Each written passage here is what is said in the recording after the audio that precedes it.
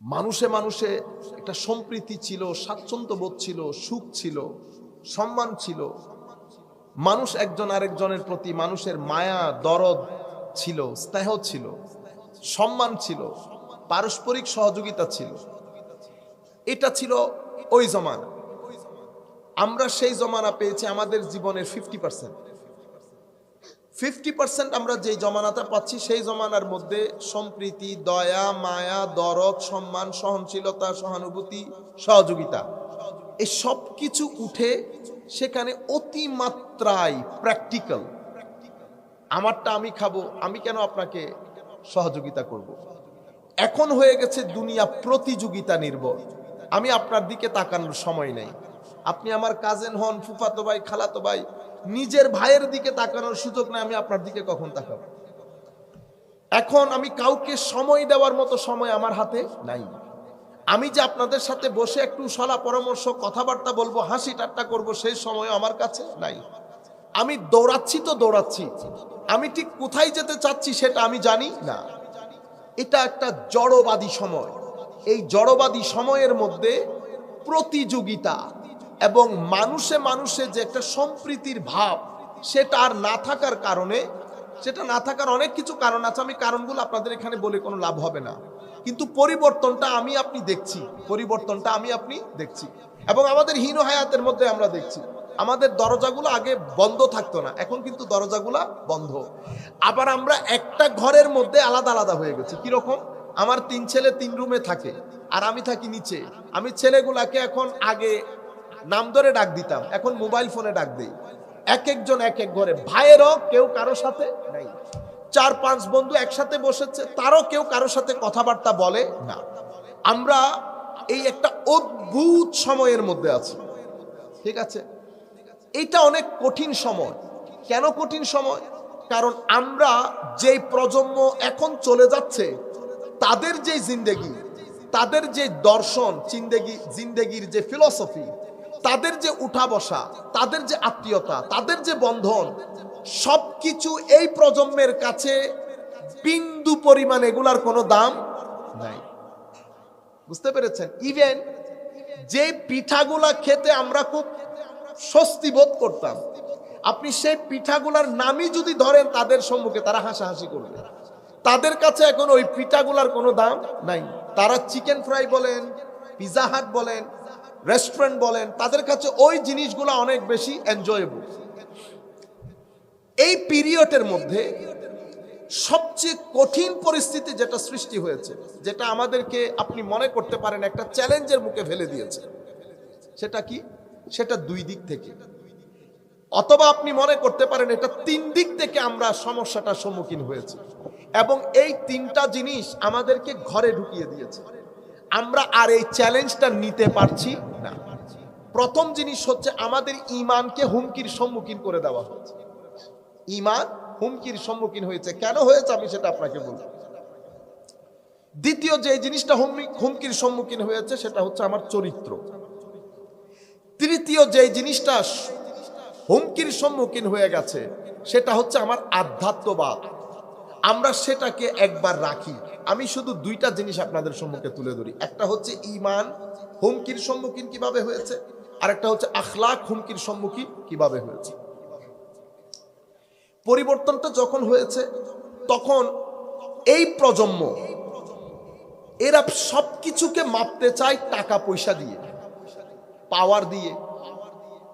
কেন?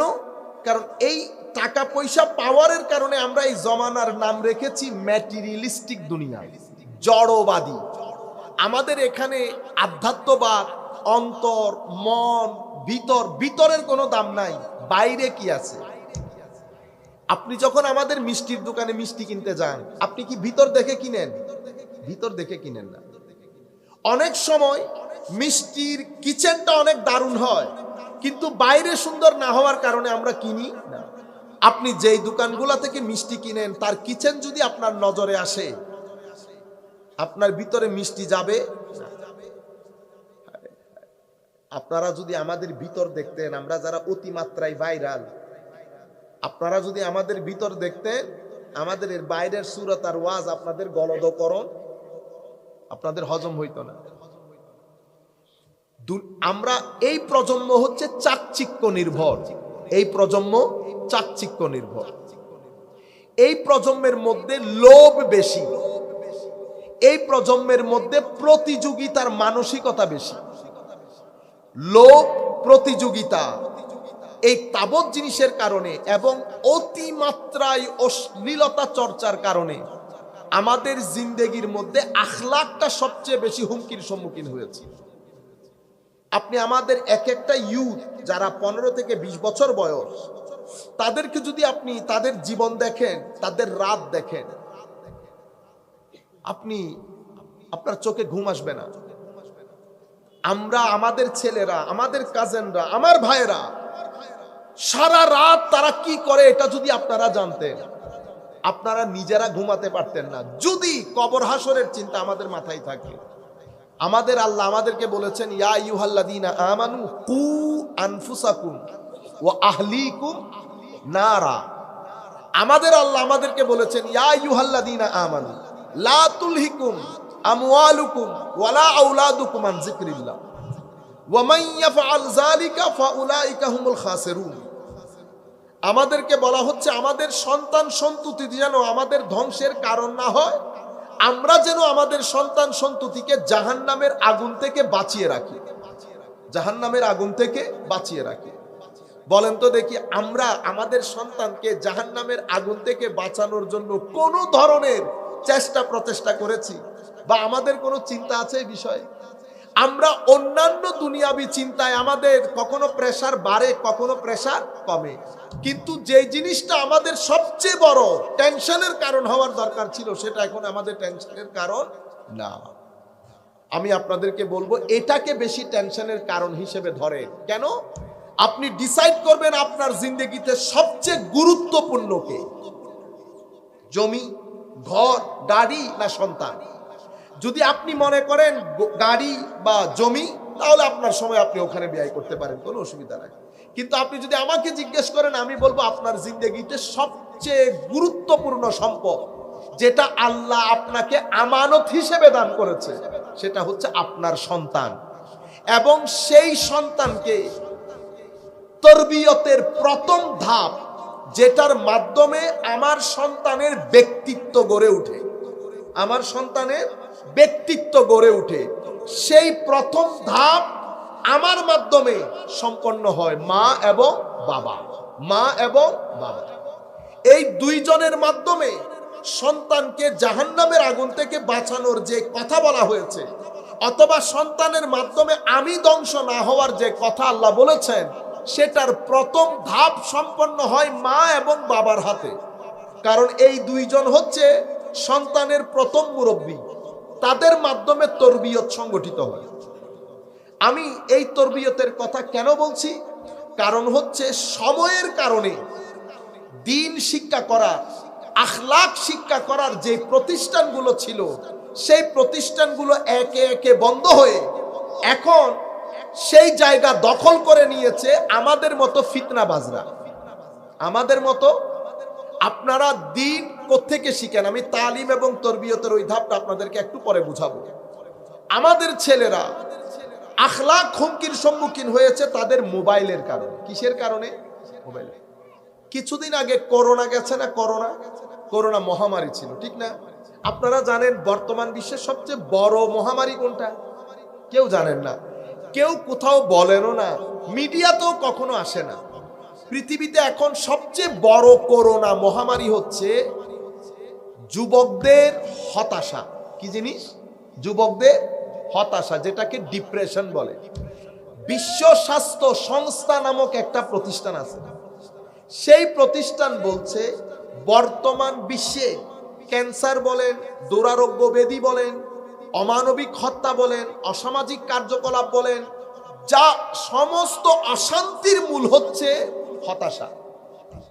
এবং এই হতাশার পেছনে মূল বিষয় হচ্ছে মোবাইল।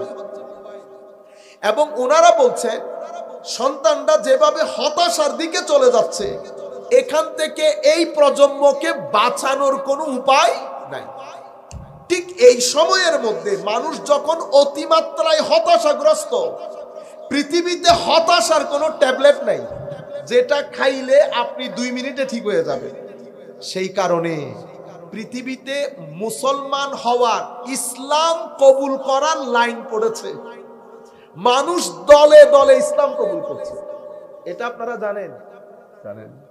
মানুষ বহির্বিশ্বে, পশ্চিমা বিশ্বে দলে দলে ইসলাম কবুল করছে। কি কারণে? শান্তির জন্য। কেন? পৃথিবীতে টাকা পয়সা আছে, ধন দৌলত আছে, নাই নাই নাই, তো সেটার নাম শান্তি। শান্তি কোথাও নাই। তো মানুষ মুসলমানদের দিকে তাকিয়ে মানুষ দলে দলে ইসলাম কবুল করছে শুধুমাত্র সামান্য শান্তির জন্য।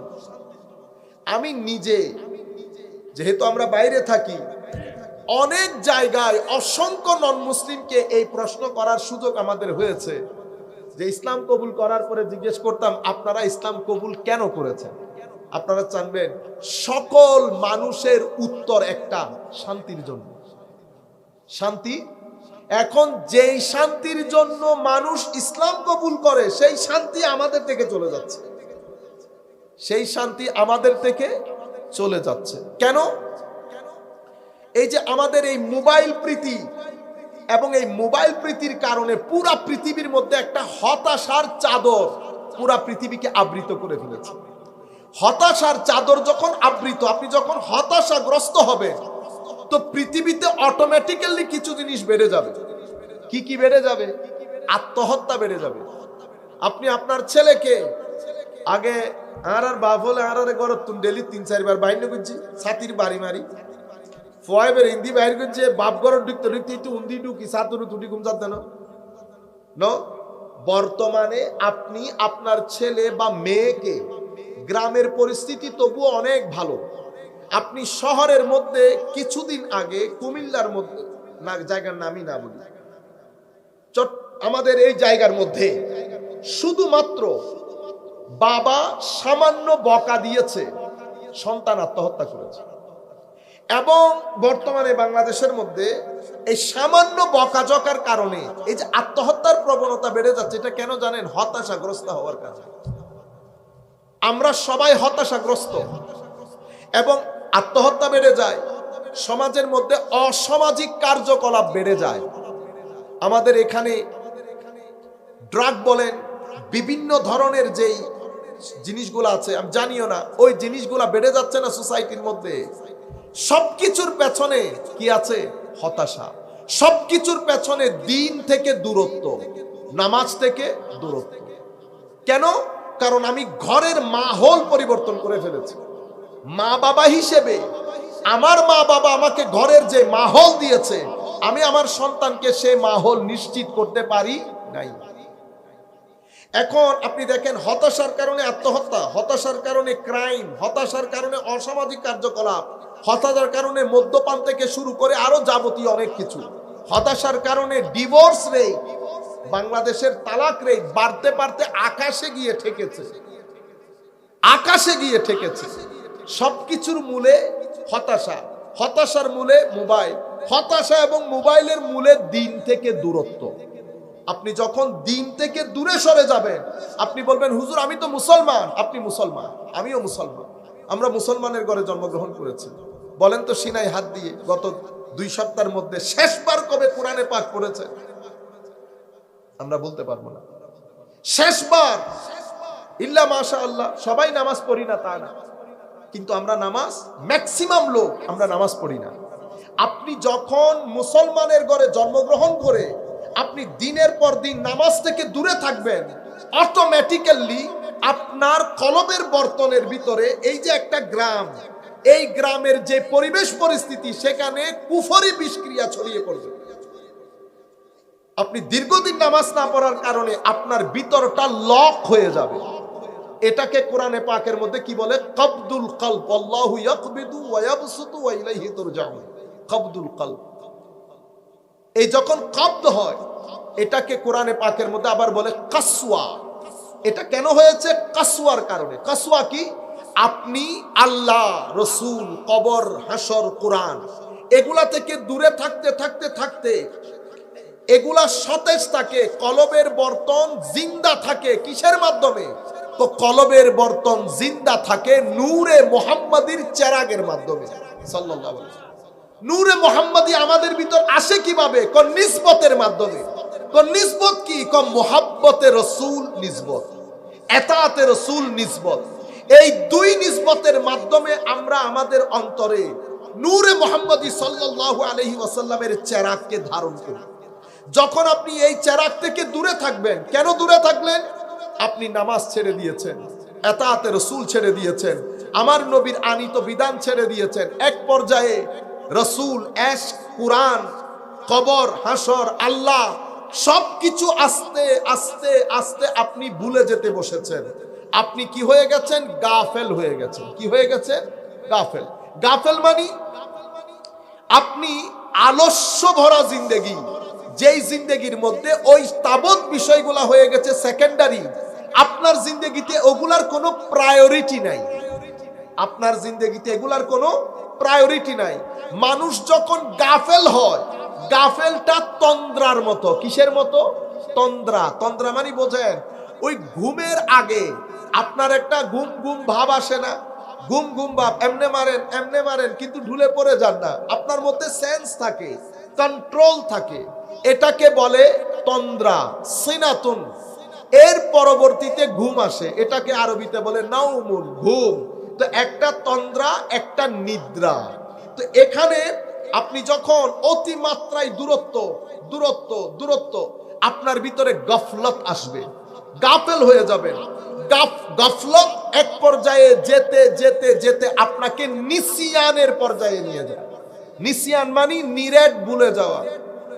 নিরেট ভুলে যাওয়া। এতক্ষণ ছিলেন গাফেল। আমি যেটা আপনাকে দিচ্ছি, আপনি এটা আলস্য ভরা, আপনি এটাকে অ্যাভয়েডও করতে পারছেন না, নিতেও পারছেন না। কিন্তু এই গফলতের মধ্যে থাকতে থাকতে এক পর্যায়ে আপনার ভিতরে নিসিয়ান চলে এসেছে। এই নিসিয়ানের কারণে ইনসানকে ইনসান বলে। আবার এটা তো গফলতের লাইন আপের কারণে ইনসানকে ইনসান বলে। ইনসান নিসিয়ান থেকে ভুলে গেছি। কি ভুলে গেছি? আল্লাহকে যে একটা ওয়াদা দিয়েছি এটা ভুলে গেছি। রাসূল পাকের সাথে একটা কমিটমেন্ট ভুলে গেছি। নামাজের সাথে, কোরআনের সাথে কমিটমেন্ট ভুলে গেছি। এই নিসিয়ান, এটা গাফলত থেকে শুরু হয়েছে। আমি প্রথমে নামাজ দোয়া ছেড়েছি, সেই কারণে আল্লাহ আমাদেরকে বলেছেন ওয়ালা তাকুম মিনাল গাফিলিন, তোমরা কখনো গাফেল হয়ে যেও না। কেন? তো গাফেল হয়ে গেলে গাফলত এক পর্যায়ে তোমাদেরকে ভুলিয়ে দেবে সবকিছু। মাওলা আমি কি ভুলে গেলাম? কমিটমেন্ট ভুলে গেছি। তো একজন ভুলে যায়, আরেকজন ইনসান কেন? তো আরেকজন ইনসান কারণ এর ভিতরে উনস আছে। কি আছে? উনস। কি? এর ভিতরে মহব্বত আছে। কিসের মহব্বত? আল্লাহর মহব্বত। কিসের মহব্বত? রাসূলের মহব্বত, কোরআনের মহব্বত, তিলাওয়াতের মহব্বত। দুইজনই ইনসান। একজন ইনসান নিসিয়ানের কারণে, আরেকজন ইনসান উনসের কারণে। একজন মহব্বতের কারণে ইনসান সৃষ্টির সেরা জীব, আরেকজন নিসিয়ানের কারণে ইনসান সৃষ্টির নিকৃষ্ট জীব। ইনসান একজনই। আপনি চিন্তা করে দেখছেন, দুইজনই ইনসান, কিন্তু দুইজনের লাইন গার্ড জুদা জুদা হয়ে গেছে। দুইজনের লাইন গার্ড জুদা জুদা হয়ে গেছে। একজন উনস মহব্বতের মধ্যে থাকে, আরেকজন নিসিয়ান ভুলের মধ্যে থাকে। একজন নিসিয়ান যেহেতু নিকৃষ্ট হয়ে গেছে, আরেকজন উনস থেকে উৎকৃষ্ট হয়ে গেছে। এই যে নিসিয়ান নিচের দিকে, উনস উপরের দিকে, মাওলা এই দুইটা জিনিস হলো কিভাবে? এই দুইটা জিনিস হয়েছে তার ভিতরেই আমি দুইটা ডিভাইস দান করেছি। কয়টা ডিভাইস? একটা নফস, একটা নফস, আর একটা কলব, রূহ। এটা একটা জিনিস দান করেছি, এটা একটা জিনিস দান। এটাও সিঁড়ি, এটাও সিঁড়ি। এই সিঁড়িটা নিচের দিকে চলে যায়। এই সিঁড়ি দিয়ে আপনি উপরে উঠতে পারবেন না। এই সিঁড়ি আপনাকে প্রথমে আমল থেকে বঞ্চিত করবে, অতঃপর গাফেল করবে, অতঃপর গুলিয়ে দেবে, অতঃপর এটার উপর ফানা করে দেবে। আপনার জিন্দগিতে কোনো সেন্সই আসবে না। আপনি প্যারালাইজড হয়ে যাবেন। আপনি প্যারালাইজড। কিসের প্যারালাইজড? আপনি দ্বীনি চিন্তা চেতনা আপনার ভিতরে প্যারালাইজড হয়ে গেছে, মুভ করতে পারছেন না। এটা আপনি নফসের সিঁড়ি দিয়ে আস্তে আস্তে নিচে নামতে শুরু করেছেন। মাওলা নফসের সিঁড়ি দিয়ে নিচে কেমনে নামে? তো নফসের সিঁড়ি দিয়ে বান্দা যখন নিচে নামে, বান্দা যখন গাফেল হয়, বান্দা যখন ভুলে যায় তো তার জবান দিয়ে অনবরত গালি, গীবত, পরনিন্দা, পরচর্চা এগুলো বের হতে থাকে। বান্দার চোখ থেকে হায়া চলে যাবে, বান্দার হাত, পেট এগুল থেকে হুরমতে দ্বীন খতম হয়ে যাবে। অনবরত পেটের মধ্যে হারাম ঢুকাবে, কোনো এহসাস থাকবে না।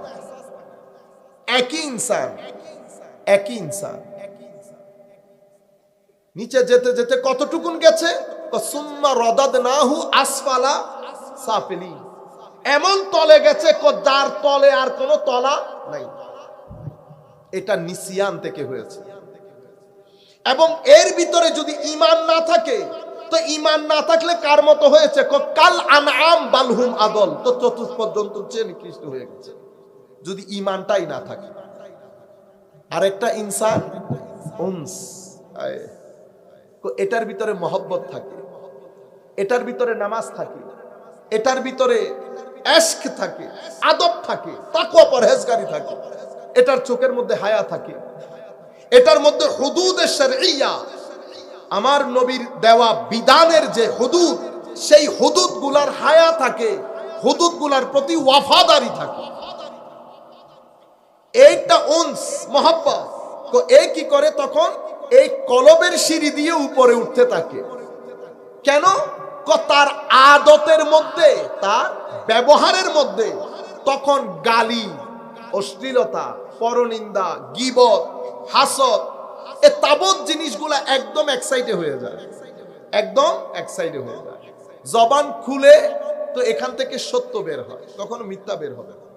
এই ব্যক্তি আমানতদার হয়, এ ব্যক্তি ওয়াফাদার হয়, এ ব্যক্তি ইমানদার হয়, এ ব্যক্তি সৎ হয়, সত্যবাদী হয়, ন্যায়পরায়ণ হয়। এই ব্যক্তি কখনো বলয়ের মধ্যে এক ধরনের, বলয়ের বাইরে এক ধরনের। এই ব্যক্তির চেহারা দুই ধরনের হয়।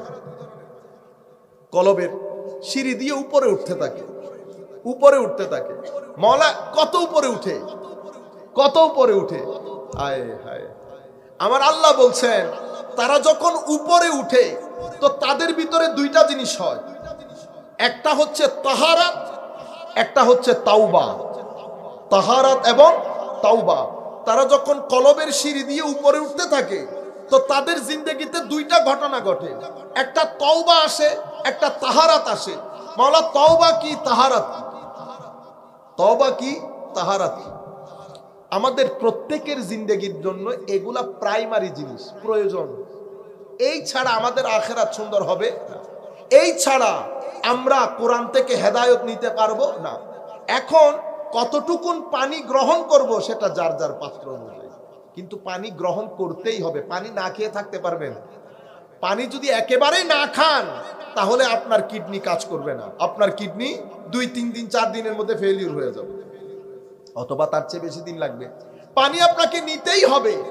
পানি কত দূর নেবেন সেটা যার যার পাত্র। তো আমি দুনিয়ার পানি যেমন পান করতে হয় ভিতরের জিনিসগুলো ঠিক রাখার জন্য, অনুরূপ ভাবে তাকওয়ার পানিও পান করতে হয় রুহানি শরীরের অঙ্গগুলা ঠিক রাখার জন্য। তাকওয়ার পানি কতটুক পান করবো? যতটুক তোমার পাত্র, যতটুক তোমার পাত্র। তো তাকওয়ার আমাদের গ্লাস এই এতটুকু, আলেমে রব্বানি যাদের গ্লাস, এদের গ্লাস 500 কেজি। আরেকটু উপরে যারা যায় তাদের পুরা পুকুরের মতো, আরেকটু উপরে যারা যায় তারা দিঘির মতো। হুজুর গৌসুল আজম যখন হন তখন ওই পাত্র বঙ্গোপসাগরের মতো। কেন? কারণ আমি আমারটা খাবো, আমি কারোর সাথে শেয়ার করব না। আর ওনাদেরটা তো কুল কায়নাতকে শেয়ার করতে হবে, কুল কায়নাতকে শেয়ার করতে হবে। ওই জন্য ঠাসা পানি দেওয়া হয়, তাকওয়ার পানি। তারা পানি যার যার পাত্র অনুযায়ী, যার যার তওবা, যার যার তাহারাত। আমি একটু করে বললে আপনারা বুঝতে পারবেন। তওবা কি জিনিস? আমার আল্লাহ বলছে না, ইন্নাল্লাহা ইউহিব্বুত তাওয়াবিনা ওয়া ইউহিব্বুল মুতাতাহহিরিন। আল্লাহ তাওয়াবিনদের প্রতি, আমরা বলি না তাওয়াবিনদেরকে ভালোবাসেন। কারণ আমি যদি জিজ্ঞেস করি আপনাদেরকে হুজুর ভালোবাসা কি জিনিস, আপনি বলতে পারবেন না। এই জন্য আমরা আরবি শব্দগুলাকে যদি আরবি শব্দের আদতে বুঝি তাইলে সোজা হয়, সহজ হয়। আমি যদি এগুলাকে বাংলাতে বুঝতে যাই ডিফিকাল্ট হয়ে যায়। ভালোবাসা আরবিতে আল্লাহ যেটা ব্যবহার করেছেন সেটা হচ্ছে মাহাব্বা।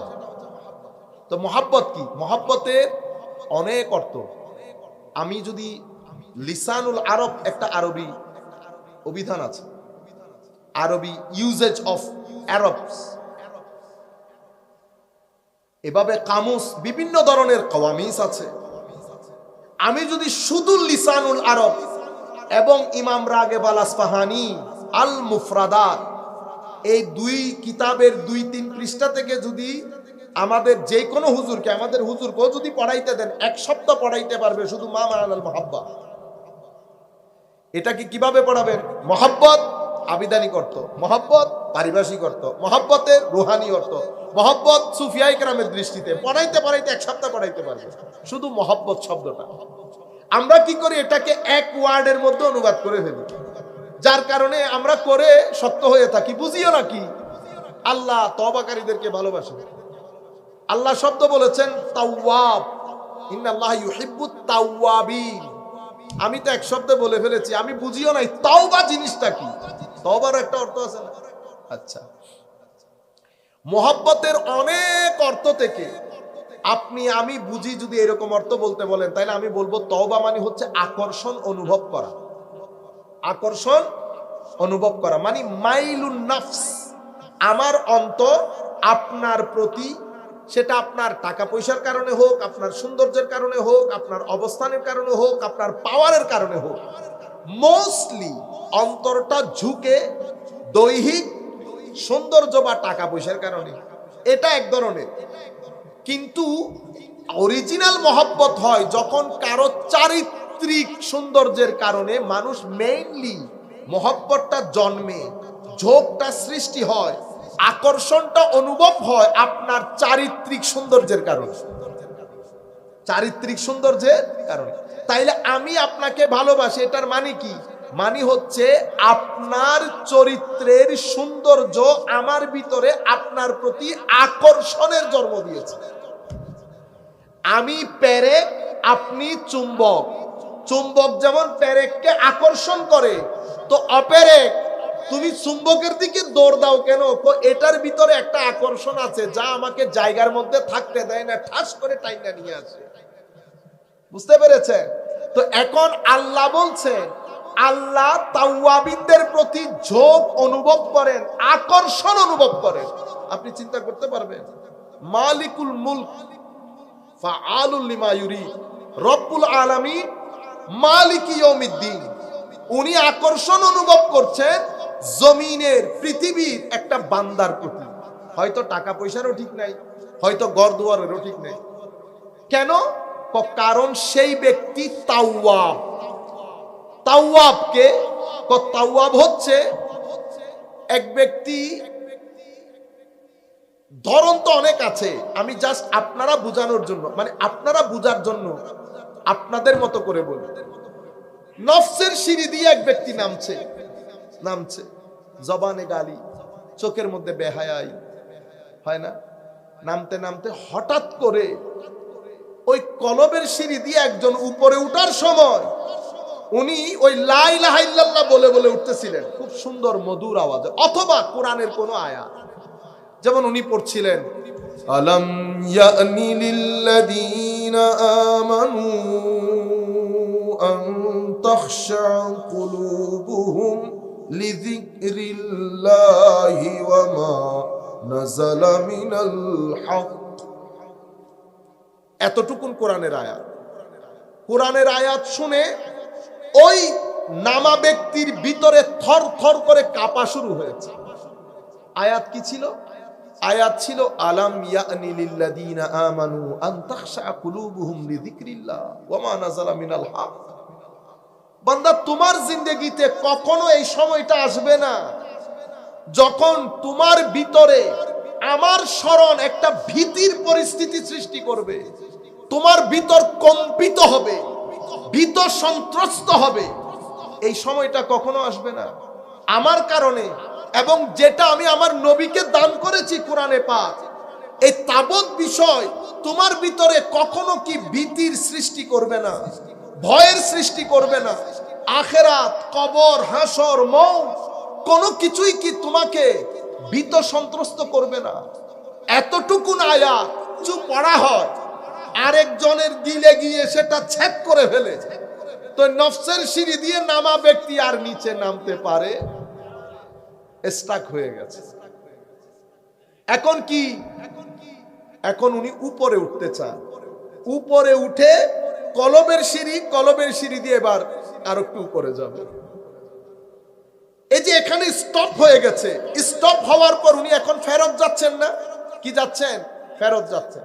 নফসের সিঁড়ি দিয়ে হাফ পর্যন্ত নেমেছেন, এখন ফেরত যাচ্ছেন। আবার ফেরত কি থেকে যাচ্ছেন?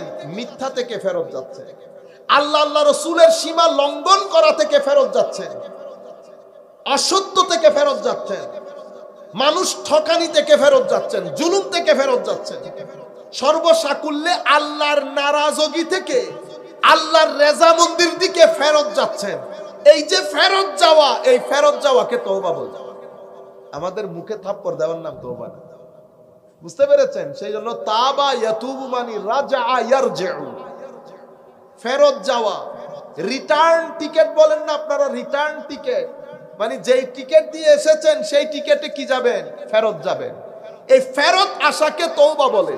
তো কোত্থেকে কোথায় ফেরত আসছেন? আল্লাহর নারাজগির স্টেশন থেকে আল্লাহর রেজামন্দির স্টেশনে ফেরত আসতেছে। নফসের দেশ থেকে কলবের দেশে ফেরত আসতেছে, মিথ্যার দেশ থেকে সত্যের দেশে, এবং মানুষ ঠকানির দেশ থেকে সততার দেশে ফেরত আসতেছে, বেহায়াইর দেশ থেকে হায়ার দেশে ফেরত আসতেছে।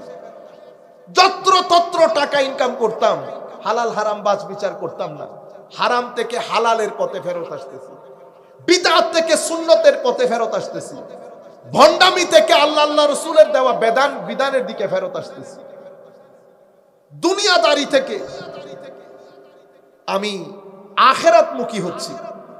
এবং আমি যখন এই জায়গা থেকে এই জায়গায় ফেরত আসছি, আমার ভিতরের দুনিয়ার মধ্যে একটা গুঞ্জন, একটা কম্পন সৃষ্টি হয় না? আপনারা যখন রিটার্ন টিকিট নিয়ে ফেরত যান বিদেশে, যারা বিদেশে গেছেন তারা বুঝতে পারবেন, বিদেশের বাইরের লোক বুঝতে পারবেন না। বলেন দেখি তার আগের রাত ঘুম হয় কিনা? তার আগের রাত পুরা সপ্তাহ, মানে আগামী সোমবারে যাব, এই রোববার থেকে কি ঘুম আসে? হ্যাঁ, অথচ ওখানে কি খাওয়া দাওয়ার অভাব আছে? অভাব নাই। একটা টান, একটা অনুভূতি, কিছু চেহারা, সবকিছু, কিছু খুশবু, গ্রামের রাস্তার কিছু স্মেল, এটা এখানকে যারা বিদেশ করে নাই তারা কখনো বুঝবে না। এই বিষয়গুলো আপনাকে পুরা সপ্তাহব্যাপী ঘুমাইতে দেয় না, হাঁটতে দেয় না, উঠতে দেয় না, বসতে দেয় না। এই পুরা সপ্তাহব্যাপী যে মেঘ আপনি ভিতরে জমা করেছেন, সেটা সোমবার সকালে যেই দিন ফেরত যান বৃষ্টি আকারে পতিত হয় না? বুঝতে পেরেছেন? এগুলা সব ধুয়ে মুছে আপনার ভিতরের কষ্টগুলা বের হয়ে আসে। অনুরূপ ভাবে কলবের শহর থেকে যখন নফসের শহরে বান্দা ফেরত আসে, শুধু বান্দা ফেরত আসে না, সেই বান্দার মধ্যে ইমোশন থাকে, চোখের মধ্যে পানি থাকে। বান্দা আল্লাহর দরবারে সিজদা দেয়, ক্রন্দন করে, মাফ চায়, কখনো সিজদার মাধ্যমে, কখনো রুকুর মাধ্যমে, কখনো তিলাওয়াতের মাধ্যমে। বান্দা তার যেই ভাষায়, যার যার ভাষা অনুযায়ী বান্দা অন্তঃকরণে আল্লাহর দরবারে যখন ক্ষমা চায় এবং এই রাস্তা দিয়ে দৌড় দিয়ে আসে, সবাইকে আর দৌড় দিয়ে আসে, কেউ হেঁটে হেঁটে আসে, কেউ 2 মিনিট আই 2 মিনিট আবার এটা হতা হওয়ার জন্য না, এলেন। যেটা হেঁটে হেঁটে আসে সেটাকে বলে তায়েব, আস্তে আস্তে আসতেছে। তো কোন আর যেটা দৌড় দিয়ে আসে, একে তো দৌড় দিচ্ছে, কেন দৌড় দিচ্ছে? তো এই সীমান্তের মধ্যে মারা গেলে নাকি আমি বাংলাদেশে কবর পাবো না, আমাকে এখানে কবরস্থ করা হবে। তো আমি নফসের শহর থেকে দৌড় দিচ্ছি কোন রকম কলবের বাউন্ডারিতে পৌঁছার জন্য। তো কেন? কোন নফসের শহরে যদি মারা যায় তো রহমতের ফেরেশতা নসিব হবে না। এখন এদিক থেকে যখন বান্দার দৌড় দিয়েছে না, তো বান্দা যদি হেঁটে আসতো বান্দাকে তায়েব বলতো। বান্দা যেহেতু দৌড় দিয়েছে, তো বান্দাকে এখন বলা হচ্ছে কি? তাওয়াব। কি বলা হচ্ছে? তাওয়াব।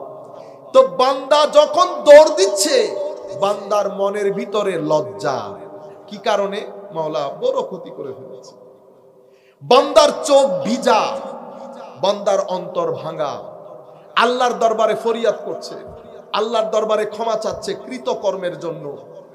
এক বুক ভাঙা লজ্জা অনুতপ্ততা নিয়ে বান্দা যখন দৌড় দেয়, আমার আল্লাহও দৌড় দেন, আমার আল্লাহও দৌড় দেন। একদিকে বান্দা দৌড়ে, আরেকদিকে বান্দার মালিক দৌড়ে। তো সেই জন্য আল্লাহ নিজেকেও তাওয়াব বলেছেন, বান্দাকেও তাওয়াব বলেছেন। আমার আল্লাহ এত মহান, এত দয়ালু।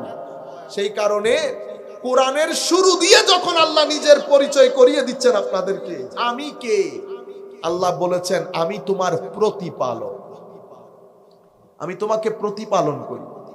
কেমনে প্রতিপালন করেন? তো মা যেমনে বুকের সন্তানকে দুধ খাইয়ে খাইয়ে প্রতিপালন করে, এটা তো আমার প্রতিপালনের তুলনায় কিচ্ছু না।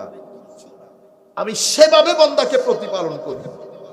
আর আমি বড় দয়ালু, আমি বড় দয়ালু, পরম করুণাময়। নতুবা বান্দা দৌড় দিলে আল্লাহর দৌড় দেওয়ার কোনো দরকার ছিল না। শুধু সেটা না তো, আল্লাহ বলছেন হাদিসে কুদসির মধ্যে, আমার বান্দা যখন আমার দিকে হেঁটে আসে, আমি হারওয়ালা, আমি দ্রুত গতিতে তার দিকে ছুটে যায়। আল্লাহ ছুটে কেন গেছেন জানেন? আকর্ষণ অনুভব করেছেন সেই জন্য। বাবা ঘরে, সন্তান বিদেশ থেকে আসছে, বাপ গরত বইতে পারেন না, বাবা এনে দেখাই না পারে, বাপ হলে কি দেখাইতে পারে না? দেখাই না পারে, কিন্তু ছটফটা নিয়ে তো আছে। ফলে মনে করে যে আর বাপ না, না ছেলে। পুরুষ মানুষদের প্রকাশের ভঙ্গি কিছু গুনাহ বান্দাকে পৃথিবীতে অস্থির করে, অসম্মান করে, ইনসাল্ট করে, হিউমিলিয়েটেড করে, অপদস্থ করে, আর আখিরাতের মধ্যে তাদেরকে একেবারে গরীব করে ফেলে। কি গুনাহ? জুলম। আপনি জুলম কি? জুলম হচ্ছে আরেকজনের হক নষ্ট করা, আরেকজনকে তার প্রাপ্য অধিকার থেকে বঞ্চিত করা, এটার নাম জুলম। আপনি যখন আরেকজন ব্যক্তিকে তার প্রাপ্য অধিকার থেকে বঞ্চিত করবেন, তার মানে আপনি তার উপর জুলুম করেছেন। আমার নবী সাল্লাল্লাহু আলাইহি ওয়াসাল্লাম হাদিসে পাকের মধ্যে বলেছেন জুলুম 3 ধরনের হয়। কয় ধরনের? এক ধরনের জুলুম আল্লাহ ক্ষমা করেন না, সেটা হচ্ছে শিরকের জুলম। আপনি যখন মওলাই করিমের সাথে অন্য কাউকে শরীক করবেন, এটা আল্লাহ মেনে নেন না, এটার কোনো ক্ষমা নাই। ইন্নাল্লাহ লা ইয়াগফিরুয যুনুবা, ইন্নাল্লাহ লা ইয়াগফিরু আন ইউশরাকা বিহি ওয়া ইয়াগফিরু মা দুনা যালিকা লিমান ইয়াশা। আল্লাহ রাব্বুল আলামিন শিরক ছাড়া বাকি গুনাহগুলো ক্ষমা করে দেন, তবে শিরক ক্ষমা করেন। নাম্বার 1, এটা জুলুম কেন হলো? কারণ আল্লাহর হক হচ্ছে আপনি আল্লাহর ইবাদত করবেন, ওটার সাথে কাউকে শরীক করবেন না। আপনি শিরকের মাধ্যমে আল্লাহর হক নষ্ট করেছেন, নাম্বার 1। নাম্বার 2 হচ্ছে আপনি নিজের উপর নিজে জুলুম করা। নিজের উপর নিজে জুলুম কোনটা? কোন নিজের উপর নিজের জুলুম মানে বিভিন্ন গুনাহ করা, বিভিন্ন গুনাহ করা যেভাবে আমরা করি। এই গুনাহগুলা করলে কি হবে? এই গুনাহগুলো আমার নবী বলছে 70 বার করলে আল্লাহর দরবারে 70 বার ক্ষমা চাইবে, আল্লাহ ক্ষমা করে দেবে, আল্লাহ ক্ষমা করে দেবে। গুনাহ, আমি ফেরেশতা? আমি তো ফেরেশতা না। আমার এখানে নফসের ধোঁকা, শয়তানের ধোঁকা, দুনিয়ার ধোঁকায় পরে আমি গুনাহ করে ফেলি, করে আল্লাহর দরবারে ক্ষমা চাইবো, আমার মাওলা আমাকে ক্ষমা করে দেবে, আমাকে ইস্তেকামত দান করে দেবে। আরেক ধরনের জুলম, এই জুলমটা আমার আল্লাহ যাকে ইচ্ছা ক্ষমা করে দেবেন। কোন মায়ের ছেলে আল্লাহর দরবারে দাঁড়িয়ে বলতে পারবে না মাওলা তাকে কেন ক্ষমা করেছে, আমার আল্লাহর খুশি।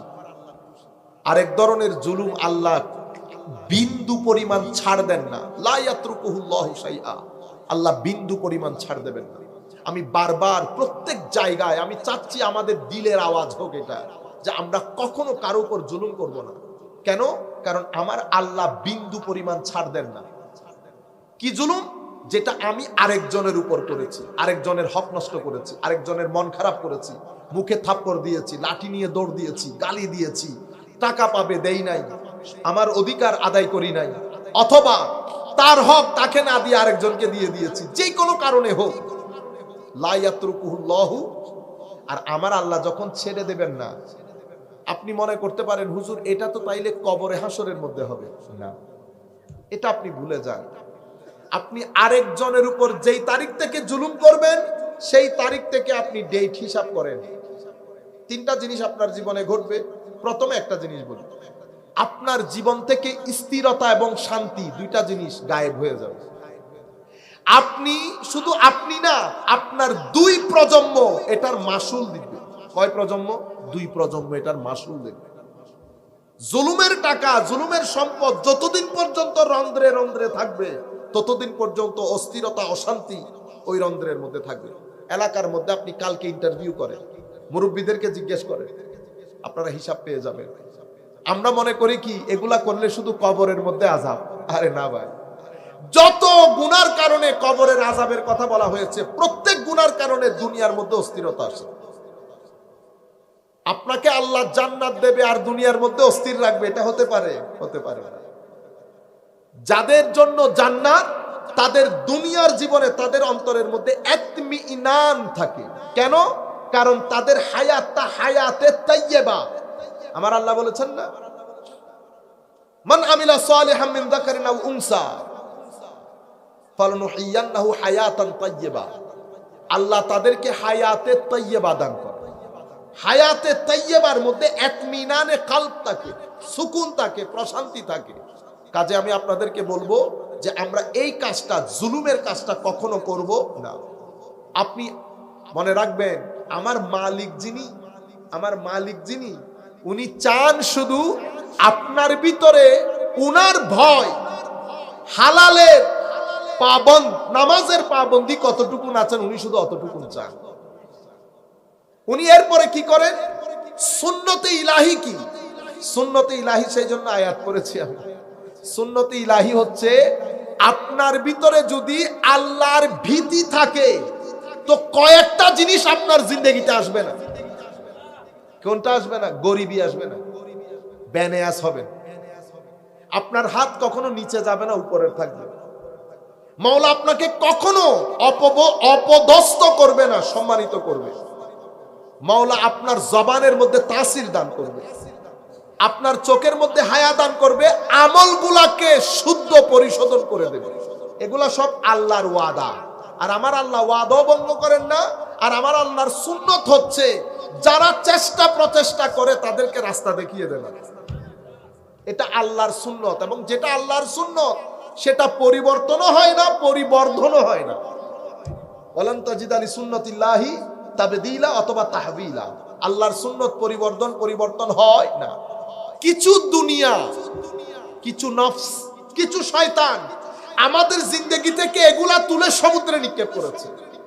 আমাদের জিন্দেগি রুহানি জিন্দেগি, আমাদের জিন্দেগি আল্লাহর উপর ঈমানের জিন্দেগি, রাসূলের নিসবতের জিন্দেগি, বেনিয়াজির জিন্দেগি।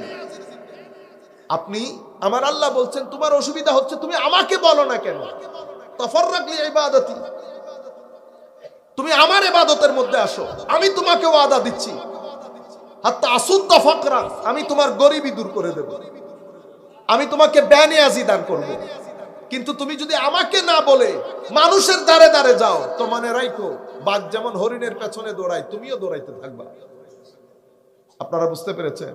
জিন্দেগির মধ্যে আপনি দেখেন, আমাদের সমাজের মধ্যে, আমাদের চোখের সামনে প্রত্যেকের জিন্দেগিতে, আমি যদি একজনকে জিজ্ঞেস করি, সবাই বলবেন হুজুর হ্যাঁ, আল্লাহ তো আমার জিন্দেগিতে এমন সহযোগিতা করেছে বলার মতো না। বলি না? প্রত্যেক ব্যক্তি বলবে। কেন? প্রত্যেক ব্যক্তির প্রতিপালক, সিজদা দিল প্রতিপালন করে, সিজদা না দিল প্রতিপালন করে। গরিব মানুষ, 5 মেয়ে, জিজ্ঞেস করেন বিয়ে কেমনে দিচ্ছেন? আল্লাহ পাক জানেন, আল্লাহ পাক জানেন। আল্লাহ রাব্বুল আলামিন বন্দোবস্ত করেন। সে কারণে আমার নবী বলছেন, লাউ তাওয়াক্কালতুম আলাল্লাহি হাক্কা তাওয়াক্কুলিহি, তোমরা যদি আল্লাহর উপর পরিপূর্ণরূপে আস্থা রাখো, ভরসা রাখো, আমার আল্লাহ তোমাদের রিজিক সেভাবে ব্যবস্থা করবেন যেভাবে পশু পাখিকে আল্লাহ রিজিক দান করেন। বুঝতে পেরেছেন? এই বিষয়গুলো আমাদের জিন্দেগিতে আমি বিশেষ করে কথাগুলো বলছি ইউথের জন্য। আমরা একটা সুন্দর বাংলাদেশ চাই, এবং এই দেশ অসাধারণ একটা দেশ। আমরা পৃথিবীতে বয়স কম হলেও অনেক দেশ দেখার, অর্ধ পৃথিবী দেখার সুযোগ হয়েছে। কারণ ওয়েস্টার্ন কান্ট্রিতে 2টা দেশ দেখলে আপনি বুঝতে পারবেন যে পশ্চিমা বিশ্ব কিরকম। সব তো একই ধরনের, খাওয়া দাওয়া একই ধরনের, সংস্কৃতি একই ধরনের। সব দেশে যাইয়া তার দেখার দরকার নাই।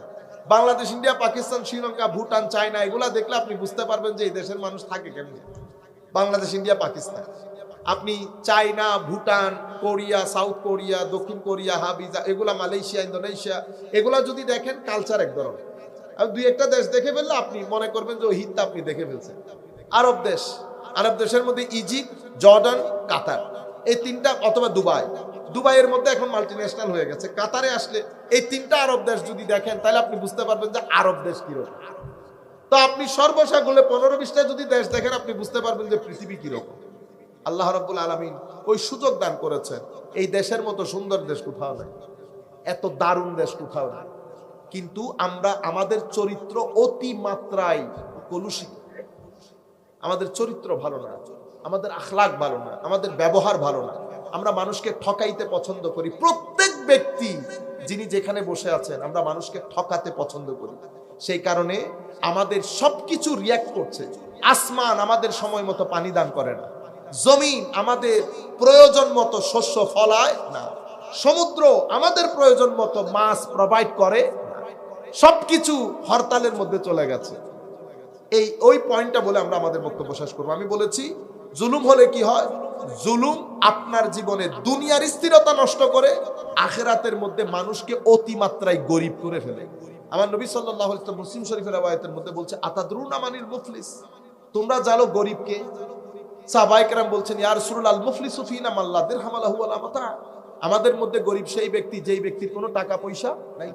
আমার নবী বলছেন, না, আমি সেই গরিবের কথা বলছি না। গরিব তো সেই ব্যক্তি কিয়ামতের ময়দানে যেই ব্যক্তি বিসালাতিন ওয়া সাদাকাতিন, নামাজ, দোয়া, তাসবিহ, তাহলিল সব নিয়ে আল্লাহর দরবারে হাজির হবে, আমলের বাকেট পূর্ণ থাকবে। কিন্তু সে যখন আল্লাহর দরবারে দাঁড়াবে, জুলুমের কারণে লম্বা লাইন থাকবে কমপ্লেনকারী। মানুষ কমপ্লেন করবে, গালি দিয়েছে, মেরেছে, কেটেছে। বিচার, যিনি কমপ্লেন করছেন তার সওয়াবের গাঠি থেকে সওয়াবগুলা দিয়ে দিয়ে তাদেরকে ফেরত পাঠানো হবে। সওয়াব শেষ, ফেরেশতা বলবে মাওলা কমপ্লেনকারী রয়ে গেছে। তখন কি করা হবে? তাদের গুনাহ থেকে এই ব্যক্তির গুনার বাকেটের মধ্যে গুনাহ ভরা, ফায়ুলকা ফিন্নার, অতঃপর জাহান্নামে নিক্ষেপ করা হবে। ওয়ালা ইয়াযুবিল্লাহ। এই ব্যক্তিকে সবচেয়ে গরিব বলা হয়েছে। এরপরেও কি আমরা চাইবো মানুষের হক আমাদের পকেটে থাকুক? আল্লাহর ওয়াস্তে জুলম, আয-যুলমু যুলুমাত, আমার নবী বলেছে জুলম অনেক ভোগাবে। আমাদের এই জুলম আমাদের রন্ধ্রে রন্ধ্রে ঢুকে গেছে। আপনি রেস্টুরেন্ট ব্যবসা করছেন, আপনি চিন্তা করে দেখবেন আপনি জুলুম করছেন কিনা। আমি বলবো আপনি করছেন। আপনি ব্যবসা, আপনি দারুণ ইনকামকে, আমার নবী সাল্লাল্লাহু আলাইহি ওয়াসাল্লাম বলেছেন রুয়ে জমিনের মধ্যে আতিয়াবুর রিজক, সবচেয়ে পবিত্র, উন্নত এবং আল্লাহর দরবারে পছন্দনীয় রিজক হচ্ছে ব্যবসার মাধ্যমে ইনকামকৃত রিজক। কখন? যখন ব্যবসায়ী সদুক, সত্যবাদিতা থাকে, সততা থাকে সে ব্যবসায়ীর মধ্যে। কখন?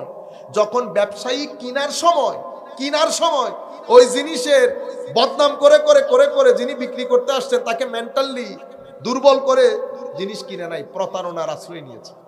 আবার বিক্রি করার সময় প্রশংসা করতে করতে ওই ব্যক্তিকে প্রেসারের মধ্যে ফেলে দিয়েছে, আচ্ছা বালা একটা জিনিসকে বরবাদ করে দিয়েছে। আপনি সততা, সত্যবাদিতা কি জিনিস দেখেন। আজকের দিন পর্যন্ত আপনি যখন বাইরে যান, বাংলাদেশে, ঢাকায়, চট্টগ্রামে ব্যবসা করতে কোন একটা জিনিস কিনতে যান, আপনাকে যখন বলা হয় মেড ইন জাপান, আপনি কিনেন। মেড ইন জার্মানি, আপনি কিনেন। মেড ইন ইউকে, আপনি কিনেন। মেড ইন আমেরিকা, আপনি কিনেন। কেন? সততা, সত্যবাদিতার কারণে প্রতিষ্ঠিত হয়ে গেছে। কিন্তু যদি বেডি বলে মেড ইন বাংলাদেশ, আপনি কিনেন না।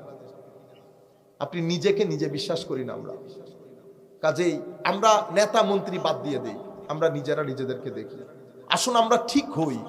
আমরা এই ছেলেগুলা, ছোট ছোট বাচ্চাদের কথা চিন্তা করি। তারা যখন 15-20 বছরের হবে, তারা যেন একটা সুন্দর বাংলাদেশ পায়। এটা দারুণ দেশ, ভালো দেশ। এটাকে আমরা আমাদের সুন্নিয়তের জন্য, দ্বীনের জন্য একটা উর্বর ভূমি বানাইতে পারি, যদি আমাদের মধ্যে সেই পরিবর্তন আসে। আর যদি না আসে, এই পয়েন্ট বলে আমরা শেষ করে দিচ্ছি। আমার ভাইরা, 3টা জিনিস আপনার পিছু ছাড়বে না। একটা হচ্ছে ফাসাদ, বিশৃঙ্খলা। আপনি বিশৃঙ্খলা থেকে আপনাকে বাঁচাতে পারবেন না। জাহারাল ফাসাদু ফিল বাররি ওয়াল বাহরি বিমা কাসাবাত আইদিন নাস লিইউযীকাহুম বা'দাল্লাযী আমিলু লাআল্লাহুম ইয়ারজিউন। আরেকটা জিনিস হচ্ছে খিদা। খিদা বলতে শর্টেজ, অপ্রতুলতা, মানে টাকা দরকার, প্রয়োজনের তুলনায় কম। সম্পদ প্রয়োজনের তুলনায় কম। যেই জিনিস প্রয়োজন সেটা আপনার কাছে প্রয়োজনের তুলনায় কম থাকবে। খৌফ, ভীতিকর পরিস্থিতি থাকবে। কিরকম? সামাজিক ভীতি, রাজনৈতিক ভীতি, পারিবারিক ভীতি, কখন কি হচ্ছে, ডিভোর্স হচ্ছে, আজীব ভীতিকর শঙ্কাযুক্ত জীবন। আমার নবী, আমার আল্লাহ কোরআনে পাকের মধ্যে বলছেন, দারাবাল্লাহু মাসালান কারিয়াতান কানাত আমিনাতাম মুতমাইন্না। বান্দারা, আমরা তোমাদেরকে একটা গ্রামের কাহিনী শোনাই। আমার আল্লাহ বলছেন, একটা মেসাল দেই তোমাদের।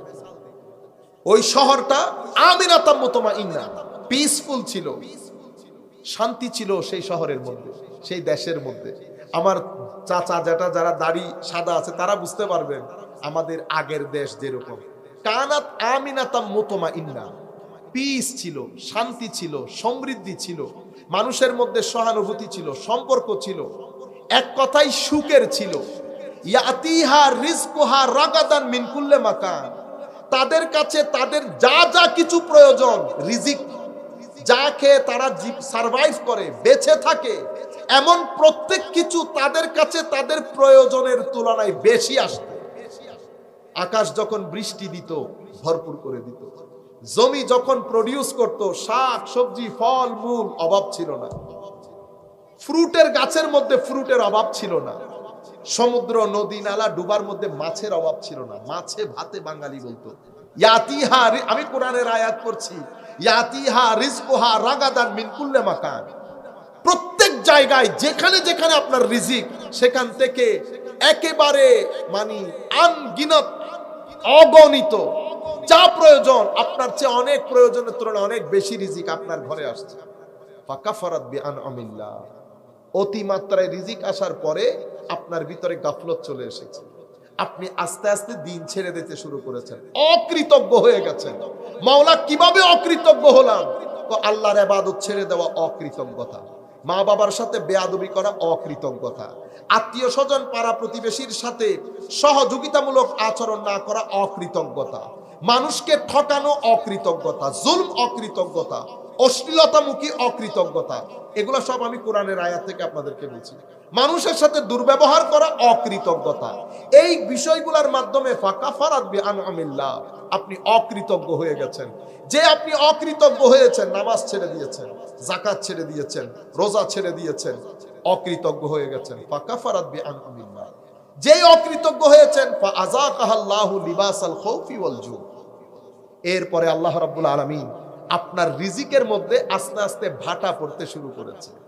আপনার প্রয়োজনের তুলনায় আগে যেখানে বেশি ছিল, এখানে এখন আর প্রয়োজনের তুলনায় সেই অংশে আবার আগের মতো নাই। এরপরে আপনার জীবনে একটা আশঙ্কা, ভীতি সামগ্রিকভাবে আপনাকে ফ্রাস্ট্রেটেড করে ফেলেছে। এই যে ফ্রাস্ট্রেশন, এটা কোরআনের মধ্যে আল্লাহ বলেছেন, ফাআযাকাল্লাহু লিবাসাল খাউফি ওয়াল জু। এটা কেন হয়েছে? এটা আমরা নিজেরা কামাই করে নিয়েছি। মাওলাই করিম, এখন আমাদের উপায় কি? তোমাদের উপায়, কদ জাআতকুম মাউইযাতুম মির রাব্বিকুম ওয়া শিফাউল লিমা ফিস সুদূর ওয়া হুদা ওয়া রাহমাতাল লিল মুমিনিন। আমরা আবার কোরআনের মুখী। কিভাবে? শুধু বলার জন্য বলা না, আমরা পাঞ্জেগানা নামাজ যেন ছেড়ে না দিই। কোরআনের তিলাওয়াত সবটা চলে যায়, কোরআনের তিলাওয়াত না করলে আবার আপনি কেমনে মুসলমান আমি বুঝি। আমরা কোরআনের তিলাওয়াত যেন আবার আগের মতো করে ঘরগুলোর মধ্যে আবাদ করি। আমি আগের বিষয়গুলো আবাদ করব, সুন্নতে ইলাহি হচ্ছে স্থিরতা আসবে। আপনি এগুলা ছেড়ে দিবেন, সুন্নতে ইলাহি হচ্ছে অস্থিরতা আসবে। আল্লাহ রাব্বুল আলামিন আমাদের হামি ও নাসির হোক। মাওলাই করিম আমাদেরকে হেদায়েত দান করুন। যা কিছু আমরা বলেছি, যা কিছু আমরা শুনেছি, আল্লাহ রাব্বুল আলামিন আমাদেরকে হিম্মত এবং তৌফিক দান করুন। এগুলার উপর আমল করে আমরা যেন আমাদের নিজের জীবনে এবং সমাজ জীবনে একটা পরিবর্তন আনতে পারি।